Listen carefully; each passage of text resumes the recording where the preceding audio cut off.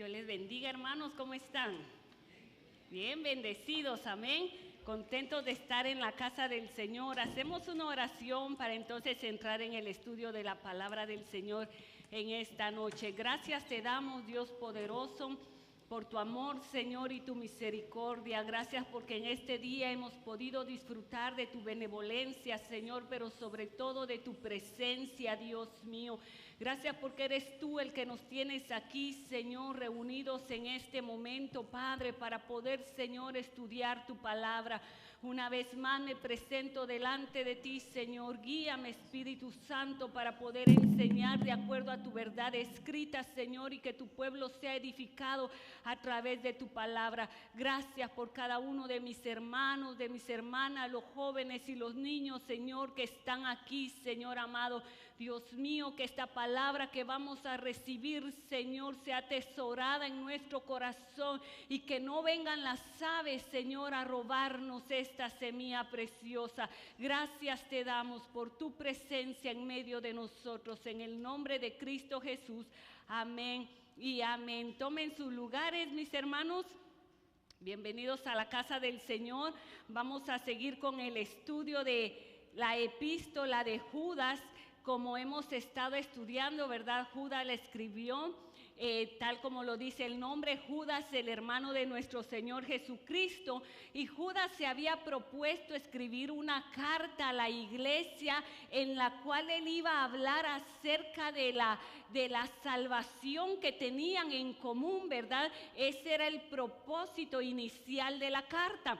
Pero cuando Judas se da cuenta de algunas cosas que estaban aconteciendo en la iglesia, que habían falsos maestros que estaban introduciendo herejías, entonces el Espíritu Santo guió a Judas para cambiar de tema.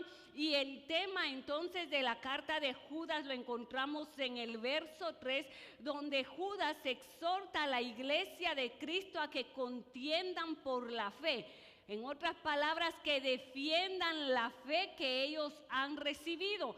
Cuando se habla de fe, aquí no habla de la fe salvadora que cada uno de nosotros tuvimos al creer en Cristo, sino del conjunto de doctrinas, de enseñanzas que los apóstoles habían enseñado a la iglesia. Hemos estado estudiando, ¿verdad?, acerca de las herejías que habían y cuáles eran las características de los falsos maestros. A ver si alguien me puede decir alguna característica. Vimos ya varias características de estos falsos maestros. Les gusta dividir la iglesia, ¿verdad?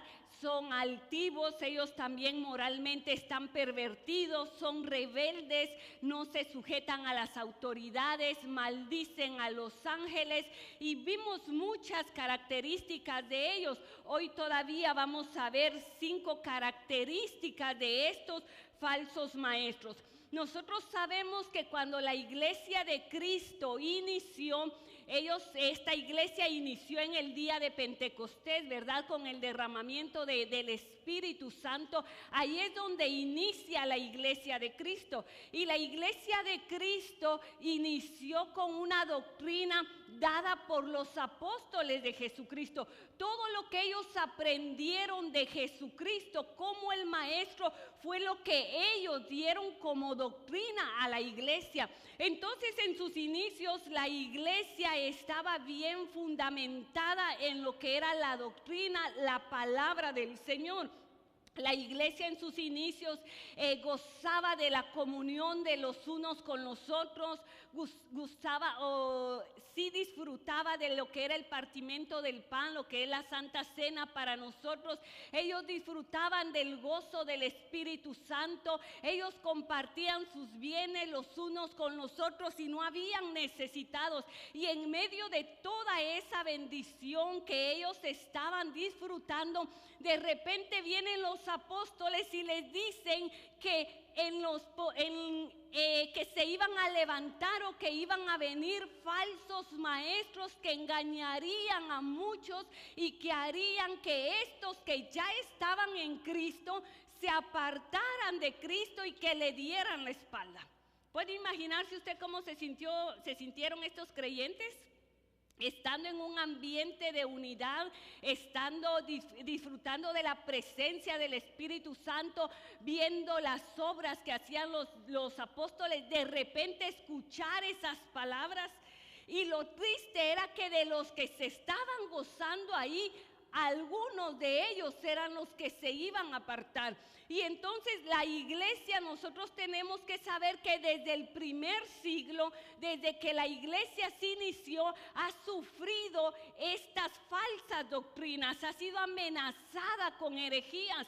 Si vemos en la palabra del Señor en Apocalipsis, 25 años aproximadamente después de que se escribió la carta de Judas, podemos ver a la iglesia de Asia Menor, y ahí podemos ver a una iglesia llamada Éfeso que se había apartado o que había dejado su primer amor. Podemos ver también la iglesia de Pérgamo, que estaba llena de inmoralidad y de herejía. Mire que estamos hablando de la iglesia de Cristo, no estamos hablando de los inconversos, y esta era ya la condición en la que se encontraba la iglesia del primer siglo. Tiatira, que estaba tremendamente impía, Sardis estaba muerta porque los falsos maestros la habían estrangulado con sus falsas doctrinas. Y también vemos a la Odisea, que Dios les dice que la vomitarían. Entonces todo esto aconteció porque habían falsos maestros y porque ellos no guardaban la palabra que habían recibido de los apóstoles. Pero nosotros sabemos, hermanos, de que todo lo que acontece no nos tiene que tomar por sorpresa, porque ya ha sido dicho en la palabra de Dios. ¿Hay algo que a usted lo sorprenda que está pasando en este tiempo? ¿Verdad que no? Tal vez sorprende al que no conoce la palabra del Señor, pero nosotros cada vez que miramos que algo pasa decimos, es que Cristo ya viene, es que está escrito. Entonces nada de eso nos toma por sorpresa. Y aquí en los versos que nosotros vamos a leer en este día y vamos a estudiar, vamos a la carta de Judas, verso 17. Ahí nosotros podemos ver que entonces los apóstoles ya habían advertido de la presencia de estos falsos maestros, de estos que iban a querer apartar a los hijos de Dios de la verdad. Vamos a leer el primer verso, que dice: pero vosotros, amados, tened memoria de las palabras que antes fueron dichas por los apóstoles de nuestro Señor Jesucristo. Vamos a seguir la lectura. Los que os decían: en el postrer tiempo habrá burladores que andarán según sus malvados deseos. Estos son los que causan divisiones, los sensuales, que no tienen al Espíritu. Hasta ahí dejamos la lectura. Aquí entonces nosotros podemos ver que había apostasía. Pero la apostasía, hermanos, no era algo nuevo en el Nuevo Testamento. Ya nosotros estudiamos, Judas lo dejó saber de que la apostasía ya estaba desde el principio. Y vimos 6 ocasiones o 6 sucesos de apostasía, 3 que nos enseñaron que la apostasía se puede dar congregacional, se puede dar en grupo, o como también se puede dar individual, ¿verdad? Puede caer una congregación completa en apostasía o ciertos miembros caer en apostasía.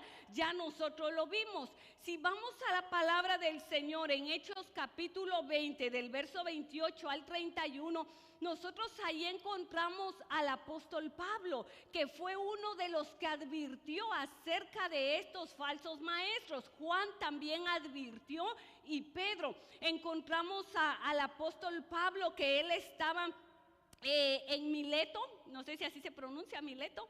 Estaba en Mileto y él se iba a despedir de ellos. Él había hecho un viaje, había llegado a esa iglesia, y él al despedirse de ellos, dice la palabra del Señor, que él mandó a llamar a todos los ancianos, a los obispos, a los que estaban encargados de la congregación, y él los mandó a llamar, y él les hace ver de que él les había enseñado la palabra de Dios, que todo lo que él tenía de Dios, él se los había compartido. Y en otras palabras, él les dice: mis manos están libres de la sangre de ustedes. Y cuando él les dice estas palabras, leamos en el verso 28, dice: Por tanto, mirad por vosotros y por todo el rebaño que el Espíritu Santo en el que el Espíritu Santo os ha puesto por obispos para apacentar la iglesia del Señor, la cual Él ganó por su propia sangre. Escuche esto, porque yo sé que después de mi partida entrarán en medio de vosotros lobos rapaces que no perdonarán al rebaño. Y de vosotros mismos, mire esta expresión, hermano, no iban a venir de afuera. Estaban ahí entre ellos. Mire cómo Él lo dice. Y de vosotros mismos se levantarán hombres que hablen cosas perversas para arrastrar tras sí a los discípulos. Por tanto, velad, acordándoos que por 3 años de noche y de día no he cesado de amonestar con lágrimas a cada uno. Vea lo que Él les estaba advirtiendo. O sea, Él a todos ellos les había enseñado la palabra de Dios. Pero de los mismos que habían recibido la palabra de Dios, habían unos que al solo irse el apóstol Pablo iban a empezar con sus falsas enseñanzas. ¿Por qué? Porque ya se habían dejado contaminar por otros. Y nosotros lo hemos estado viendo, hermanos, de que lamentablemente no todo el que se dice cristiano es cristiano. No todo el que se dice pastor es un pastor genuino. Entonces el apóstol Pablo, ¿verdad? Él con ese cuidado, ese temor por la iglesia de Cristo, porque cada pastor, hermano, lo que quiere es que la iglesia realmente crezca en la sana doctrina, que nadie sea confundido. Y aquí vemos al apóstol Pablo con esa preocupación también. También vemos que el apóstol Pedro fue uno de los que advirtió acerca de esos falsos maestros. En 2 de Pedro capítulo 3 del verso 1 al 3 dice: amados, esta es la segunda carta que os escribo, y en ambas despierto con exhortación vuestro limpio entendimiento, para que tengáis ¿qué? Memoria. O sea, él ya se los había dicho y quería que lo recordaran, que no lo olvidaran, para que tengáis memoria de las palabras que antes han sido dichas por los santos profetas y del mandamiento del Señor y Salvador dado por vuestros apóstoles, sabiendo primero esto, que en los postreros días vendrán burladores andando según sus propias concupiscencias. Todo eso se ve, hermanos, burladores, y más adelante vamos a ver de qué es de lo que se burlan. También Pablo le habló a Timoteo que en los postreros días iban a haber amadores de sí mismo, hombres y mujeres que no iban a respetar a sus padres, que se iban a levantar contra las autoridades. Entonces ya la iglesia lo sabía, y nosotros tenemos que saberlo, que se van a seguir levantando. Entonces aquí y le podrían decir 2 de Tesalonicenses capítulo 2 del verso 3 al 12, 2 de Corintios 11, o sea, hay muchas citas bíblicas donde nos habla que la iglesia ya sabía que en los postreros días o en los últimos días habrían falsos maestros tratando de confundir a los que ya habían aceptado a Cristo. Sigue el verso 18. Los que os decían, en el postrer tiempo habrá burladores que andarán según sus malvados deseos. El apóstol Pedro, en lugar de según sus deseos, dice según sus concupiscencias. Las concupiscencias son deseos de la carne desmedidos, deseos de la carne desordenados. Cuando dice los últimos tiempos o los últimos días, se está refiriendo a desde el momento que vino Cristo a la tierra hasta que Cristo venga por su iglesia. A eso se refiere los últimos días o los últimos tiempos. No piense que van a venir los últimos días. Ya nosotros estamos en los últimos días. Ya nosotros estamos viviendo los últimos tiempos. Entonces, los últimos tiempos están comprendidos entre la primera venida de Cristo y la segunda venida de Cristo. ¿Okay? Entonces, que que no le digan, no, es que todavía faltan muchas cosas que van a pasar en el futuro, no es el tiempo. No, ya estamos en ese tiempo que están pasando estas cosas. Y lo podemos ver a través de la palabra del Señor. Primera de Pedro, capítulo 1, verso 18 al 20, dice: sabiendo que fuiste rescatados de vuestra vana manera de vivir, la cual recibiste de vuestros padres, no con cosas corruptibles como oro o plata, sino con la sangre preciosa de Cristo, como de un cordero sin mancha y sin contaminación. Escuche esto: ya destinado desde antes de la fundación del mundo, pero manifestado, ¿cuándo? Por amor a vosotros. Entonces estamos en los últimos tiempos, los últimos días. Y esta otra cita bíblica, Primera de Juan capítulo 2 verso 18: hijitos, ya es el último tiempo, y según vosotros oíste que el anticristo viene, y así ahora han surgido muchos anticristos, pero por esto conocemos que es el último tiempo. Por eso nosotros decimos que Cristo viene, amén. Puede venir hoy, puede venir cuando usted esté durmiendo, puede venir mañana como en 100 años. Pero nosotros decimos que Cristo ya viene, porque estamos en los últimos tiempos, donde se están cumpliendo todas esas profecías. Y dice la palabra del Señor que habrá burladores. Estos falsos maestros usan la burla para burlarse de la palabra de Dios, para burlarse de la segunda venida de Cristo. ¿Ha usted escuchado a alguien que se burla y que dice, no hombre, quédate sentado porque Cristo no viene? ¿Cuántos años estás diciendo que Cristo viene y no viene? Son burladores. Son burladores de la segunda venida de Cristo. Y estos burladores se burlan de todo lo que se enseña en los altares, se enseña de la palabra del Señor. Eso es a lo que se refieren. Y estos también se burlan, como le digo, de la segunda venida de Cristo. Dice la palabra del Señor, que andarán según sus malvados deseos.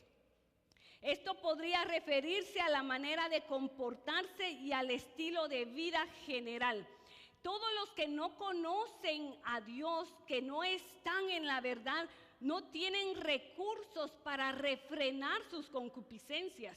Nosotros, hermanos, sabemos de que en algún momento a nosotros el pecado nos podría alcanzar, ¿verdad? Ya hemos enseñado eso cuando estudiamos la carta de Juan y la epístola de Juan. Pero nosotros tenemos al Espíritu Santo. Y cuando nosotros pecamos, tenemos al Espíritu que nos redarguye, que nos hace ver que pecamos, que fallamos. Pero todos estos que no tienen al Espíritu, todos estos hermanos, su desenfreno está libre. Está libre. Ellos, ¿cómo van a saber que está mal? No lo saben porque su concupiscencia, sus deseos carnales, lo que les piden, ellos no pueden entender que están pecando. Un ejemplo, un cristiano que adultere o que fornique, sabe que está en pecado. Aunque lo esté haciendo, sabe que está en pecado porque conoce la palabra, porque tiene al Espíritu Santo. Pero ¿cuántos vemos que viven en unión libre? Y para ellos no están mal. Para ellos no están en pecado porque no tienen ese freno, ellos no tienen esa medida que les pueda decir hasta aquí tú puedes actuar o hasta aquí tú no puedes actuar. Una de las razones por las que se burlan de la segunda venida de Cristo es porque ellos niegan que vaya a haber un castigo divino a su lujuria, a su desenfreno, y ellos no aceptan que todo eso va a tener una condenación. Por esa razón es que ellos se burlan. Y estos solamente buscan satisfacer sus propias necesidades. Alguien que vive en la carne, hermanos, solo busca satisfacer sus deseos carnales. Y más adelante vamos a ver, pero que el que vive en el Espíritu solo desea agradar al Espíritu de Dios. Vamos al verso 19. Voy como que un poquito corriendo y traje tenis, hermanos, porque voy a correr. Hay muchos versos por tocar. Verso 19 dice: estos son los que causan divisiones, los sensuales que no tienen al Espíritu. Aquí una vez más nos habla de las divisiones que causan estos falsos maestros. Estos, en lugar de unir la iglesia, lo que hacen es fracturar la fraternidad de la iglesia. Ya nosotros vimos, ¿verdad?, que empiezan a introducirse, se introducen sin que se les vea por dónde, cómo lo hacen, y empiezan a hablar por aquí, por allá, para causar esa división. Hermano, las murmuraciones causan división en el pueblo. Todo pastor, su deseo es que la iglesia esté perfectamente unida. Mayormente Dios, Cristo, que pagó el precio por su iglesia, ese es su deseo, que estemos perfectamente unidos. Mire la expresión del apóstol Pablo. Él en Filipenses capítulo 2, verso 2 dijo: completad mi gozo sintiendo lo mismo, teniendo el mismo amor, unánimes, sintiendo una misma cosa. Pero a veces se hace difícil, ¿verdad?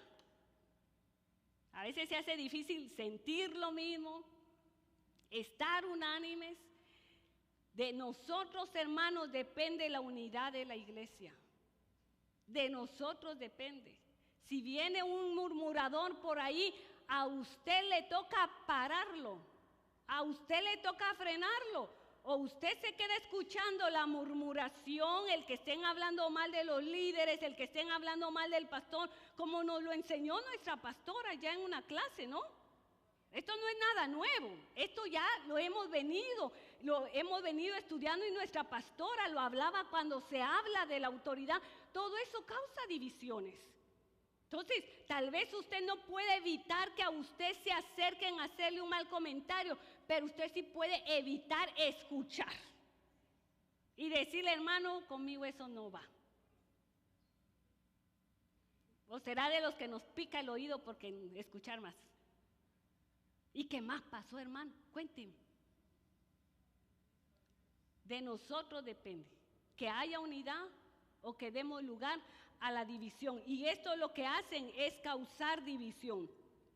También la palabra del Señor, Judas los llama que son los sensuales.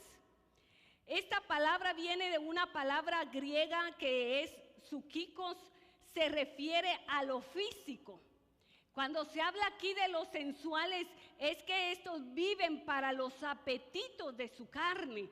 Estos viven para todo lo que les da satisfacción física, para agradar sus sentidos.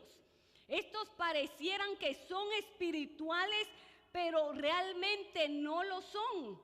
Estos son terrenales y no espirituales. Mire cómo son estos hombres sensuales, solo quieren agradarse ellos. Todo lo que agrada a sus oídos, eso quieren escuchar. Todo lo que agrada a su cuerpo, eso quieren practicar. A eso se refieren los sensuales. No tienen nada de espiritual. Cuando se tiene algo espiritual en la vida, hermanos, hay una lucha entre la carne y el espíritu. Pero cuando no se tiene al espíritu, como le digo, solamente se vive para los deseos de la carne. Y mire lo que sigue diciendo de esto. Dice que no tienen al espíritu. Primero dice que causan divisiones, que son sensuales, o sea que viven solo para satisfacer sus necesidades físicas, y ahora nos dice que no tienen al Espíritu. En otras palabras, aunque estén en la iglesia, aunque estén alabando a Dios, si no tienen al Espíritu, no son hijos de Dios. No son hijos de Dios. Porque solo los hijos de Dios tenemos al Espíritu Santo. En el momento que nosotros aceptamos a Cristo como el Señor y el Salvador de nuestra vida, en ese momento vino el Espíritu Santo a nosotros y vino a ser morada en nosotros. Mire qué lindo que por eso Jesús dijo, es necesario que yo me vaya. ¿Por qué era necesario? Porque estando Jesús aquí era Dios con nosotros.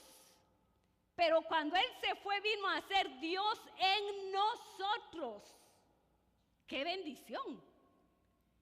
Entonces, solo los hijos de Dios tienen al Espíritu Santo. Y por eso se ha dicho que no todo el que hace la confesión de fe, hermano, no siempre la hacen de corazón sincero.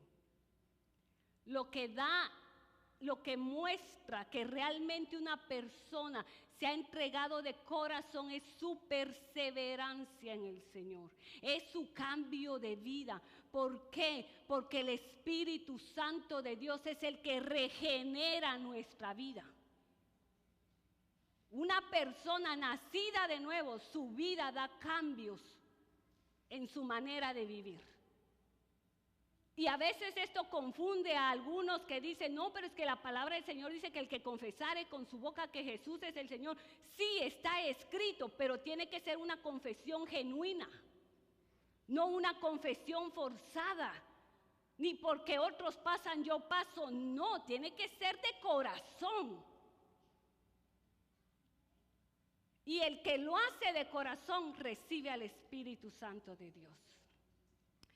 Estos falsos maestros entonces no tienen al Espíritu Santo.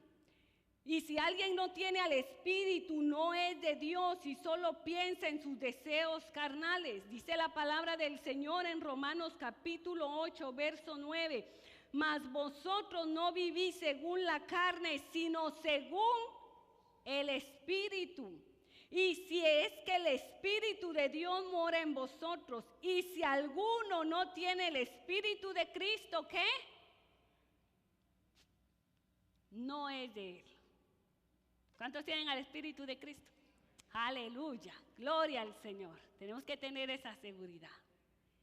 Primera de Corintios capítulo 6, verso 19 al 20 dice: ¿O ignoráis que vuestro cuerpo es templo del Espíritu Santo, el cual está en vosotros, el cual tenéis de vosotros y que no sois vuestros? Porque habéis sido comprados por precio. Glorificad pues a Dios en vuestro cuerpo y en vuestro espíritu, los cuales son de Dios. Habla de cuerpo y habla de espíritu. No venga con que a Dios solo le importa lo interior, con que a Dios solo le importa el espíritu y que no le importa cómo usted vive ni qué hace de su cuerpo.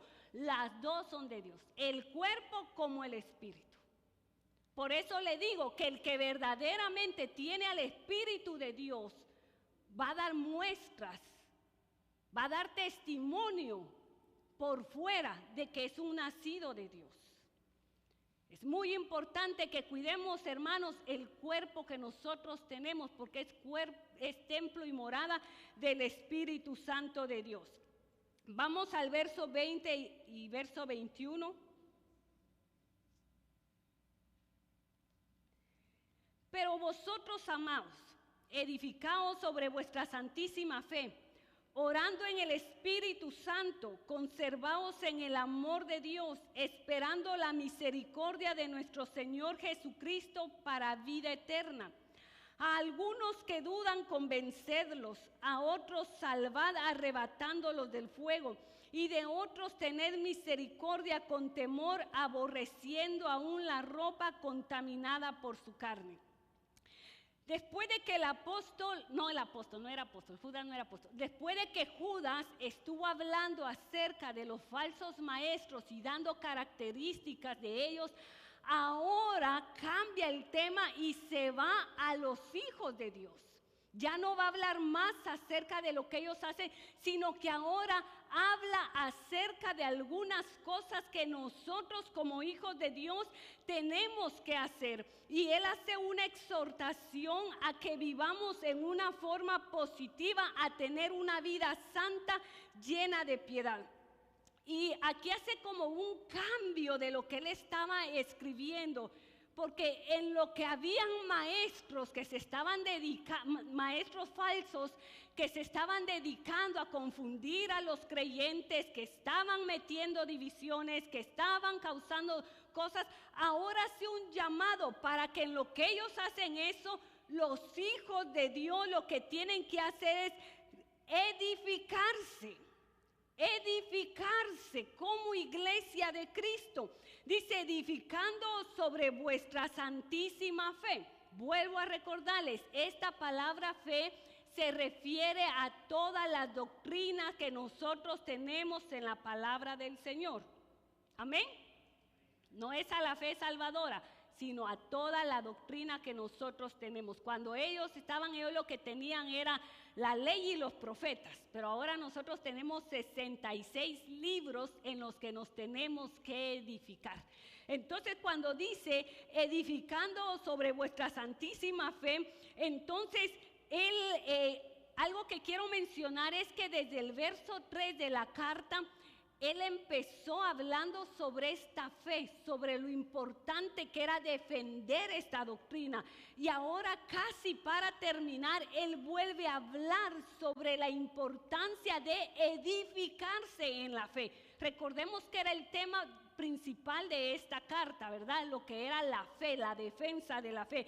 Entonces aquí nosotros tenemos que saber que para edificarnos en lo que es la fe, la palabra de Dios, nosotros ya tenemos una base, nosotros ya tenemos un fundamento y nuestro fundamento es Cristo, ¿verdad?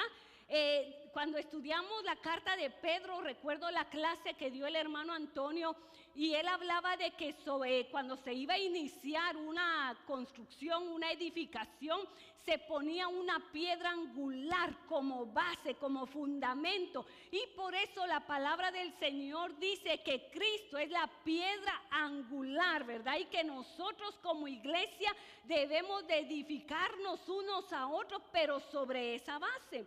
Ahora, ¿a qué se refiere que nosotros nos edifiquemos? Es a que nos edifiquemos en el conocimiento y la práctica de la palabra del Señor.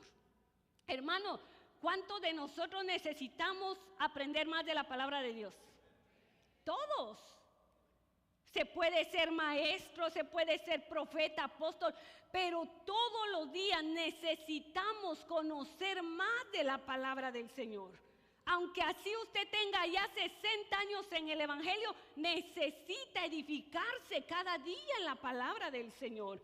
Entonces es importante que nosotros, tanto congregacionalmente como individualmente, nos edifiquemos.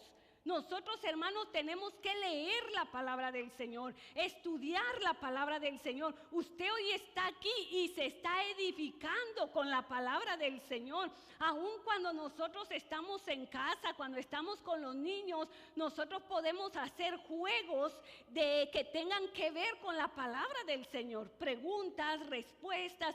Nosotros pues acostumbramos con mi esposo y mis hijos en algún momento en el carro, en la mesa, vamos a decir nombres bíblicos y no vamos a repetirlo y empezamos a decir o empezamos a hacer preguntas y ellos nos hacen a nosotros. Eso es edificarnos.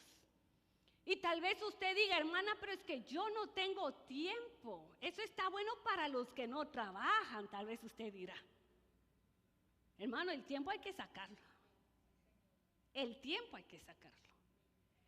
Y si usted no tiene tal vez mucho tiempo para estar en su casa, pero leyendo, pero si su trabajo se lo permite, ahora está la Biblia en audio. Bueno, ahí está desde hace tiempo, ¿verdad? Pero ahora es más práctico, tenemos un celular. Yo es algo de lo que acostumbro. A mí me gusta escuchar la Biblia en audio y cuando yo voy a estudiarla, yo ya tengo mi mente así como un poco ampliada, se puede decir, acerca de lo que yo voy a estudiar. También me gusta escuchar programas como A Través de la Biblia, es uno de mis programas favoritos, yo lo escucho.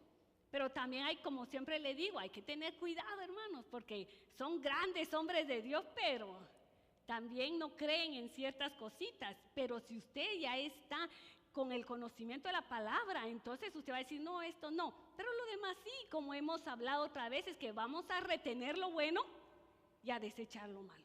Pero ahora, hermanos, no hay excusa para que nosotros nos edifiquemos en la palabra del Señor o edifiquemos en la palabra del Señor. ¿Alguien quiere compartir algo? Seguimos aquí. Nosotros sabemos, ¿verdad?, de que la iglesia, como le decía, empezó con la sana doctrina, y ellos, desde que empezó la iglesia, ellos permanecían, ellos perseveraban en la doctrina. Cuando ellos se reunían, no faltaba la palabra. Y por eso usted ve que en nuestros servicios la palabra no falta. Es que un servicio donde hay alabanza, donde hay profecía, donde hay danza, donde hay todo, sin palabra, hermanos, no es un servicio completo. La palabra tiene que ser lo fundamental de una reunión cuando los hijos de Dios se congregan. Dice también la palabra del Señor, orando en el Espíritu. Ahora recordemos, está hablando sobre cosas que los creyentes tienen que hacer para mantenerse firmes y no caer en las herejías de los falsos maestros. Primero, edificarse en la palabra del Señor. Segundo, orando en el Espíritu. Esta frase también se menciona en Efesios capítulo 6, verso 18, que dice, orando en todo tiempo con toda oración y súplica en el Espíritu. Son las únicas 2 veces que se menciona esa frase de esa manera en la palabra del Señor. Cuando aquí dice orando en el Espíritu, no es que usted va a estar orando en lenguas, porque si no, entonces no todos lo podrían hacer. Orar en lenguas, hermano, eso es poderoso. El que hable lenguas, ore en lenguas, que eso es poderoso, y usted se edifica. Tal vez usted no entiende lo que dice, pero el Espíritu Santo sí lo está entendiendo. Pero no se refiere a eso aquí. Aquí se refiere a orar bajo la voluntad perfecta de Dios. Cuando nosotros oramos, tenemos que orar pidiendo la voluntad de Dios, de acuerdo a la voluntad de Dios. ¿Y cómo nosotros vamos a conocer la voluntad de Dios? A través de la palabra del Señor. Por eso primero hay que edificarse en la palabra, muy necesario conocer la palabra, para entonces nosotros poder orar de acuerdo a la voluntad de nuestro Dios. Si nosotros vamos a Efesios capítulo 6, verso 17 y verso 18, ahí cuando se le dice, cuando se habla, ¿verdad?, acerca de la armadura, se habla de la oración como armadura, aunque cuando se presenta, ¿verdad?, no sale en sí la oración, pero se menciona en el verso 18. Pero en el verso 17 se menciona la espada del Espíritu, que es la palabra de Dios. Y es una arma ofensiva, ¿verdad? Tanto defensiva como ofensiva. Pero cuando hablamos de la espada del Espíritu y de la oración, son 2 armas que a nosotros se nos han dado como cristianos para nosotros poder hacer uso de ellas y vivir una vida victoriosa. ¿Cuántos han tenido victoria a través de la oración, hermano? ¿Cuántas veces han venido pruebas y luchas y nos ponemos de oración humillados delante de Dios, y no es cierto que Dios nos da la victoria? Porque son armas necesarias que tenemos que usarlas cada día de nuestra vida. Nosotros, hermanos, tenemos que saber que nosotros en sí no sabemos orar. Yo realmente trato de orar, pero en sí no sé, y a veces no sé orar pidiendo la voluntad de Dios. Mire, Santiago fue el que dijo que pedís y no recibís porque pedís mal, ¿verdad? O sea que sí se ora, pero no se ora de acuerdo a la voluntad de Dios, y por eso no se recibe. Pero nosotros tenemos una promesa tan linda, y es saber que el Espíritu Santo intercede por nosotros cuando nosotros estamos orando. El Espíritu conoce qué es lo que el Padre quiere para cada uno de nosotros. Él conoce la voluntad para cada uno de nosotros. Y cuando nosotros estamos orando, Él intercede por nosotros para que esa oración sea de acuerdo a la voluntad del Padre. No estamos solos en nuestra oración. Tal vez, hermano, usted dice, yo no sé orar. Vaya, con alguien para que le pueda explicar cómo se puede hacer. También la palabra del Señor, si usted no sabe cómo estudiarla, usted puede venir a alguno de nosotros, los ministros, los diáconos, está hermano Raúl, hermano Celso, que lo podemos guiar de una manera cómo estudiar la palabra del Señor. Pero es muy importante que se pueda practicar el estudio de la palabra como la oración. Los discípulos sintieron la necesidad de saber cómo orar, y ellos fueron donde Jesús y les dice: enséñanos a orar. Así como Juan enseñó a sus discípulos, enséñanos a orar a nosotros también. Y Jesús les enseñó, ¿verdad? Vemos la oración modelo, que no es en sí una oración que tenemos que repetir así como siempre, Padre nuestro que estás. No es de esa manera, sino que cada frase nos indica cómo es que hay que hacerlo. Pero no me voy a quedar en eso porque es mucho el tiempo. Ya solo tengo 5 minutos. Sigue diciendo el verso.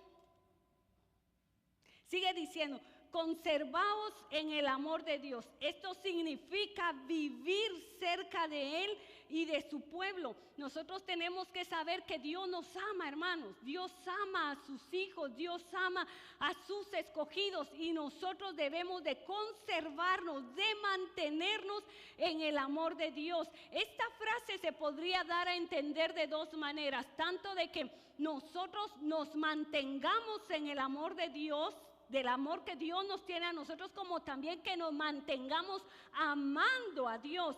Pero según el contexto, más es que nos mantengamos dentro del amor de Dios que es manifestado a nosotros. Ahora, ¿cómo es que nosotros vamos a mantenernos en ese amor? ¿Cómo es que nosotros vamos a disfrutar de ese amor? Pues eso lo encontramos en San Juan capítulo 15, verso 9 al 10, que dice: como el Padre me ha amado, así también yo os he amado. Permaneced en mi amor. Si guardareis mis mandamientos, permaneceréis en mi amor, así como yo he guardado los mandamientos de mi Padre y permanezco en su amor. Ahí está. ¿Quiere usted permanecer en el amor de Dios? Guarde los mandamientos. Guarde esta doctrina que el Señor nos ha dejado en su bendita y eterna palabra.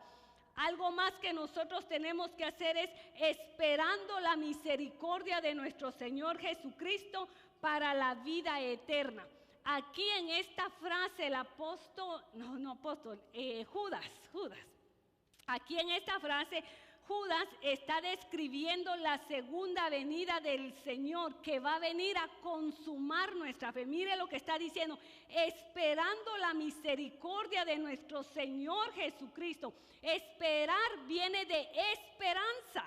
El domingo nos hablaba nuestra pastora acerca de esa esperanza que tenemos, que Cristo viene por su iglesia, amén.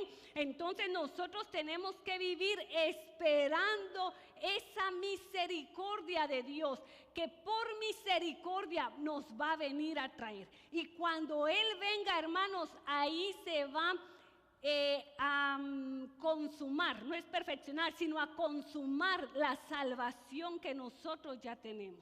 Esto es muy importante. El día que nosotros nos entregamos a Cristo, recibimos por fe la salvación. Pero la salvación va a ser consumada el día que Cristo venga por nosotros. Lo que ahora somos no se ha manifestado completamente, sino hasta aquel día que nosotros miremos a Cristo. No quiere decir que no tenemos la salvación, que solo la recibimos ese día y ahí se quedó. No, nosotros disfrutamos de la salvación, pero nosotros vamos a disfrutar de esa vida eterna completamente cuando Cristo venga por nosotros. Amén. ¿Todo está claro hasta ahora? Voy muy rápido, ¿verdad? ¿No? Ok. Yo sé que voy rápido, pero quiero abarcar esto que tengo aquí.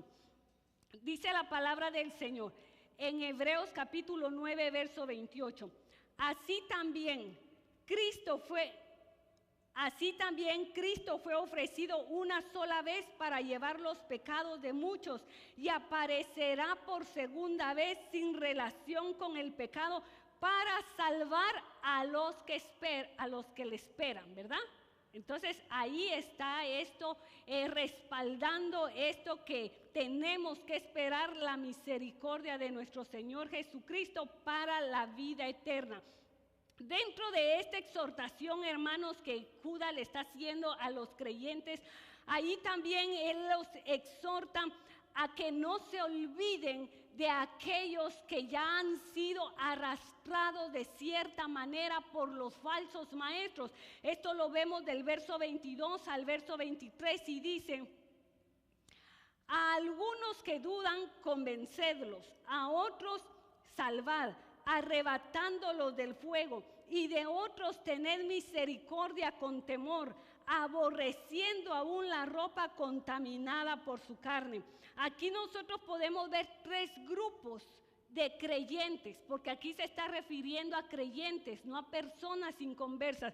Primero se está refiriendo a un grupo que pueden ser tal vez los débiles, los recién convertidos, que empiezan a escuchar las falsas enseñanzas y entonces ya están como un poco confundidos. Y aquí Judas nos motiva a los que estamos firmes en la fe a que tenemos que convencerlos de que están equivocados. Mire, hermano, a veces hay personas que dicen: hombre, es que este ya de verdad no tiene perdón de Dios. Es que de verdad este ya no hay nada que hacer por él. Para Dios no hay casos perdidos. Dios puede salvar al satánico más satánico, al asesino más asesino, a todo aquel que puede ser aborrecido por la humanidad, que no se le ve nada bueno. Dios puede tener misericordia. A nosotros nunca nos va a corresponder decir: este sí tiene todavía perdón de Dios o este no tiene perdón de Dios. Nosotros lo que aquí Judas nos manda es a que les hablemos, a que los saquemos de su error. Y el primer grupo, él dice: a los que dudan, convencedlos. A los que están así, mire, que como será de verdad que Cristo murió en la cruz por mí, y dudan de esas verdades, hay que convencerlos de su error. Y estos podrían ser los débiles, los que no han estado bien fundamentados en la palabra del Señor y por eso se dejan confundir. Y por eso vuelvo a decirle, mis hermanos, de que es importante el conocimiento de la palabra del Señor. Y con estos hay que tener paciencia, con estos nuevos, porque ellos no tienen mucho conocimiento y a veces no van a estar como a veces haciendo preguntas y tal vez parecieran que son preguntas sin sentido, pero es porque no tienen el conocimiento y hay que saberlos ayudar. Si aquí hay algún hermano, alguna hermana que le cuesta conocer algo de la palabra, que no entiende, mire, bendecimos a los diáconos, que los diáconos hacen un trabajo con tanto amor y con tanta paciencia de enseñarles paso a paso cómo buscar en la palabra del Señor, que enseña las doctrinas básicas que nosotros tenemos. Si hay alguien, hermano, que necesite ayuda, por favor, venga a nosotros. Si usted necesita más de lo que aquí se da los martes, los sábados y los domingos, lo podemos ayudar, porque nuestro deseo es que crezca en la palabra del Señor y que no haya nadie confundido dentro del cuerpo de Cristo. Entonces, otro grupo es que dice: a otros salvad, arrebatándolos del infierno, arrebatándolos del fuego. Estos no son solo los que ya están confundidos, sino los que ya se están dejando arrastrar por esas herejías. Los que ya corren el riesgo de perderse. Nosotros sabemos que el que se pierde, ¿a dónde va? Al infierno. Y por eso dice: rescatadlos del fuego. Todavía se puede, hermanos. Aquellos que han sido arrastrados por falsas doctrinas, que han dejado de creer en la verdad, todavía, si aquí la palabra del Señor nos motiva a hacerlo, es porque todavía tienen misericordia, porque todavía Dios puede hacer algo con ellos. Cuando Dios quería salvar a Jerusalén de la herejía donde estaba, del error donde se encontraba, Dios expresó que Jerusalén era como un tizón sacado, hermanos, del incendio. Vemos en Zacarías capítulo 3 verso 2 y dice: y dijo Jehová a Satanás, Jehová te reprenda, oh Satanás, Jehová que ha escogido a Jerusalén te reprenda. ¿No es este un tizón arrebatado del incendio? Mire, hermano, todavía de donde está el fuego, de ahí se les puede sacar. Así que hay esperanza para los familiares, hermano. Hay esperanza. Tal vez no ha querido escuchar su familiar y usted dice: este ya no le entra con nada la palabra. Hay esperanza. Mientras están vivos, hay una esperanza. La gran misericordia de Dios es hasta el último suspiro, hermanos. ¿Dónde estaba el ladrón o el malhechor, verdad? La cruz, ya para morir.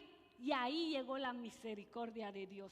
Entonces dice: y de otros tened misericordia con temor, aborreciendo aún la ropa contaminada por su carne.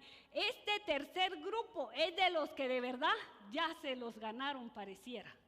De los que ya no aceptan consejo, de los que ya no reciben para nada la palabra, mucho menos exhortaciones, ya no escuchan nada de eso. Pero aquí la palabra del Señor nos dice que hay que tener misericordia de ellos, o sea que todavía pueden tener salvación. Pero cuando nosotros vayamos a esas personas que no quieren escuchar de Dios porque están paradas en sus filosofías, en sus herejías y todo eso, nosotros tenemos que tener cuidado de no contaminarnos con lo que ellos ya practican, de no dejarnos arrastrar. Por eso, hermano, si usted se atreve a abrirle la puerta a uno de los que tocan las puertas, esté seguro en su fe. Esté seguro en la palabra, porque si no se puede llegar a contaminar. Y usted va a ser de estos primeros del grupo que quedan confundidos. Tiene que estar seguro. Pero aquí dice que no se contaminen. Entonces, al querer alcanzar a estos que ya están de verdad hasta practicando esas herejías, hay que tener cuidado de no contaminarse con la ropa. Las ropas limpias pueden ser símbolo de pureza y de una conducta digna. Por eso dice la palabra del Señor que a su novia se le ha concedido vestirse de lino fino, limpio y resplandeciente, y que esos son las obras, ¿verdad? O sea, una conducta digna. Pero también las ropas sucias, esto representa el pecado. No podemos contaminarnos con el pecado de aquel que nosotros le vamos a ir a predicar. Y estas ropas sucias representan un símbolo de impureza, una conducta indigna. Mire lo que dijo Dios a una de las iglesias en Apocalipsis capítulo 3 verso 4. Pero tienes unas pocas personas en Sardis. Mire cómo dice: pero tienes unas pocas personas en Sardis que no han manchado sus vestiduras y andarán conmigo en vestiduras blancas porque son dignas. Así, hermanos, de que hay esperanza para los confundidos, para los que ya se están dejando arrastrar, como para los que ya practican herejías. Si usted conoce a alguien, hay que orar por ellos. Y si usted no se atreve a hablarle, háblele a alguien de aquí que usted considere que sí podría, para llevarles ese mensaje de salvación.